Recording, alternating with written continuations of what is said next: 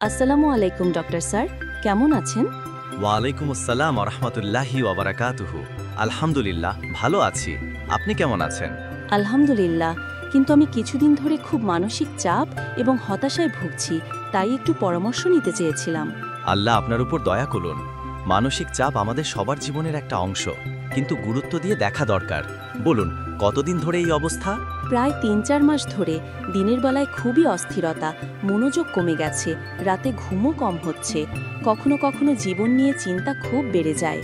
বুঝতে পারছি। আপনার কি কোনো ব্যক্তিগত বা পেশাগত সমস্যা হচ্ছে যেটা মানসিক চাপ বাড়াচ্ছে? হ্যাঁ, কাজের চাপ খুব বেশি, পরিবারের সঙ্গে কিছু মতবিরোধ হয়েছে, ফলে সব মিলিয়ে মন খারাপের জট তৈরি হচ্ছে।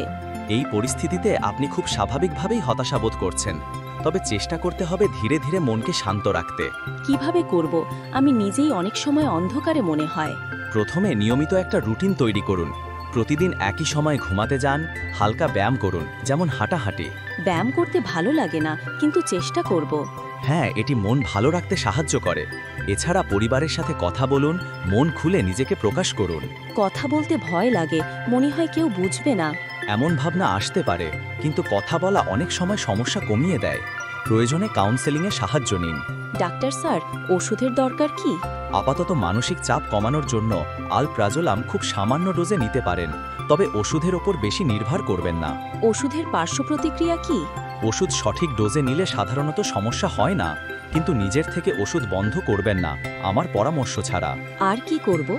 আপনার জন্য আমি নিয়মিত কয়েকটি মনস্তাত্ত্বিক কৌশল শেখানোর পরামর্শ দেব, যেমন গভীর শ্বাস-প্রশ্বাস, ধ্যান ও সময়ের ব্যবস্থাপনা। বুঝলাম ডক্টর স্যার। যদি অবস্থা খারাপ হয় বা চিন্তা বেশি বাড়ে, দ্রুত যোগাযোগ করবেন। প্রয়োজন হলে মানসিক বিশেষজ্ঞের সঙ্গে দেখা করবেন। অনেক ধন্যবাদ ডক্টর স্যার, আল্লাহ আপনাকে বরকত দিন। আমিন। আল্লাহ আপনাকে শান্তি এবং সুস্থতা দান করুন। ইনশাআল্লাহ। আল্লাহ হাফেজ।